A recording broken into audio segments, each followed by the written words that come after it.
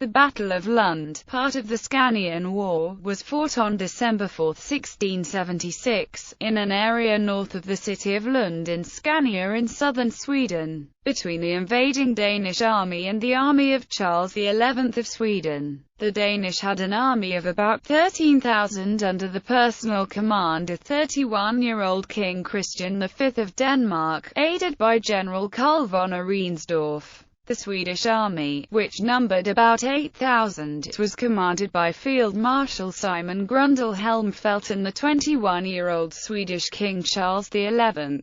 It is one of the bloodiest battles in percent of casualties on both sides ever fought on European soil. Events leading up to the battle. After the Swedish defeat at the Battle of Fehmarn and a number of Danish triumphs at sea, the Swedish military was occupied retaining their tenuous hold on dominions in Brandenburg and Pomerania. The Danes saw this as an opportunity to regain control over the Scanian lands, which had fallen to Sweden with the 1658 Treaty of Roskilde. The Danes invaded via Helsingborg in late June 1676 with an army of 14,000 men, where they found themselves supported by the local peasantry. This made it impossible for the outnumbered Swedish troops to effectively defend the recently acquired province. After a month, only the fortified town of Malmö remained under Swedish control. In August, a Danish detachment tried to advance north, but Swedish King Charles XI had prepared a new army in the province of Småland, and the Danish advance was halted at the Battle of Halmstad. The Swedes had gathered 14,000 men by October, of which 3/4 were mounted, and felt confident enough to march south. They slowly fought their way in an attempt to break the siege of Malmö.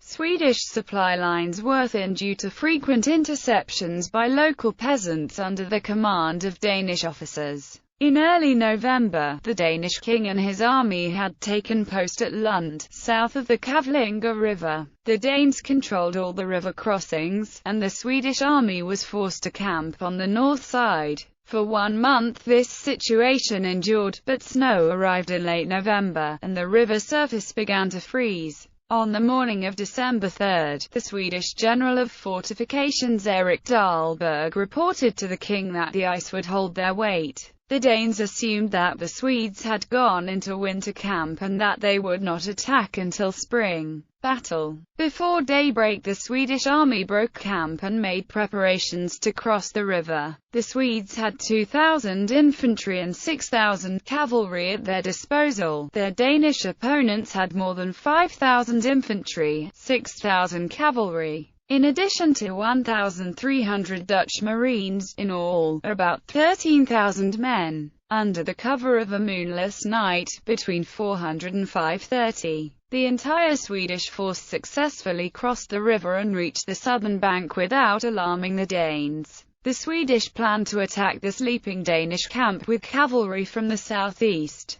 Reconnaissance patrols reported that the ground between the two armies was unsuitable for mounted troops. So King Charles XI and his generals gathered to discuss the new situation. Most advisors pointed out that it would be foolish to attack by foot as the Danish army possessed much more infantry and the Swedish main strength lay in its cavalry. Additionally, the Swedes would likely lose the element of surprise during the long march towards the Danish camp. The king was eager to attack at once, but was swayed by his advisors. He ordered the troops to advance towards the hills just outside the north wall of Lund, to seize a tactical advantage. The hills would mean better terrain for the cavalry and the town itself would cover the Swedish southern flank. By then Danes had woken, and soon recognized the Swedish intentions. The Danes quickly broke camp and started to race the Swedes for control of the hills. The first skirmish was between the Swedish right wing and the Danish left wing, and ended in a draw. However, the hills were secured under Swedish control, and the Danes were pushed to the east. The main battle began at 900, at sunrise.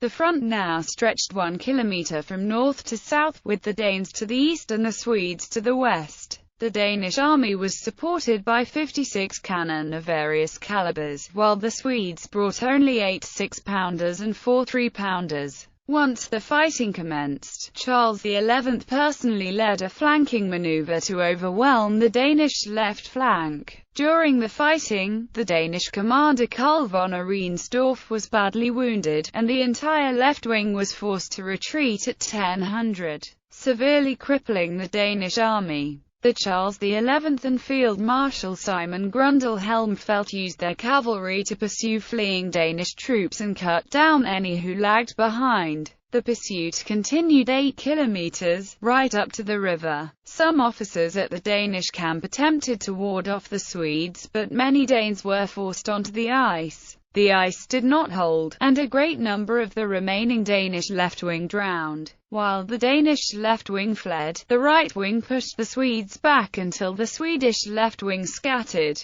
With the absence of Danish King Christian V and with General Arnsdorf wounded, Friedrich von Arensdorf, the general's brother, had assumed command of the Danish army. The Danish front was now facing south, and the Swedish forces found themselves under constant attack with their backs against the town wall. The situation for the Swedes was desperate, as there had been no sign of the king, the household cavalry, or the field marshal for hours. The Swedes were also greatly outnumbered, with approximately 1,400 infantry and 2,500 cavalry, as the Danes approximately counted 4,500 infantry and 2,100 cavalry. However, instead of forcing the attack, Friedrich von Arensdorf ordered the army to regroup at noon, halting the battle. At the river, the Swedish king was contemplating his next move. Available intelligence from the town was scarce, and suggested that the whole Danish army was on the run. Although he was tempted to rout the fleeing Danish cavalry all the way to Landskrona, he instead opted to return to Lund to his army. The battle at Lund renewed, and the Swedes were forced back once more. At sunset, the Swedish king returned from the north with his cavalry, combined with some cavalry units from the scattered Swedish left wing. He decided to try to circle the Danish army to the west to join the remains of the Swedish center. Danish commander Arensdorf made the decision to halt the offensive on the Swedish center and instead tend to the enemy cavalry in the northwest. Charles XI, 2 generals, and 3 guards broke through the Danish lines to join the diminished Swedish center. While Arensdorf was still attacking the cavalry in the north, the return of the Swedish king inspired the exhausted troops,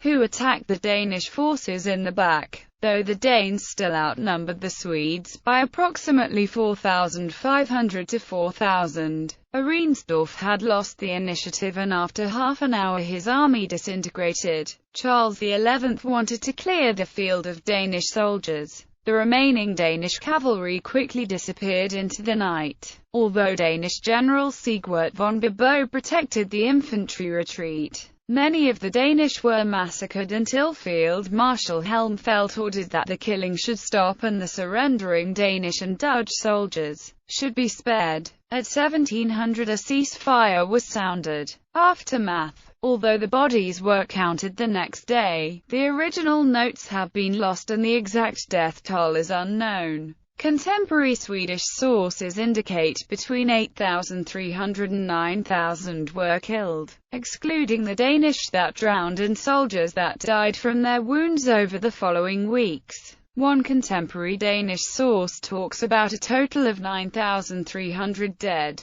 The Swedish army had suffered about 2,500 minus 3,000 killed and another 2,000 wounded, excluding around 500 who were only lightly wounded. The Danish army had at least 6,000, perhaps even 6,500 men killed, 2,000 captured and 500 minus 1,000 wounded. The Dutch Marines were exceptionally unfortunate. According to various sources, only a few dozen out of the 1,300 survived. The Battle of Lund severely crippled both armies, and is one of the bloodiest battles in history when taking into consideration the casualties, almost 70%, in comparison to the total number of combatants. The Swedish victory is often attributed to the composition of their army, as it contained far fewer mercenaries than the Danish army. The Swedish mix of cavalry and infantry made it possible for the Swedes to mount swift counterattacks as soon as a friendly infantry unit buckled.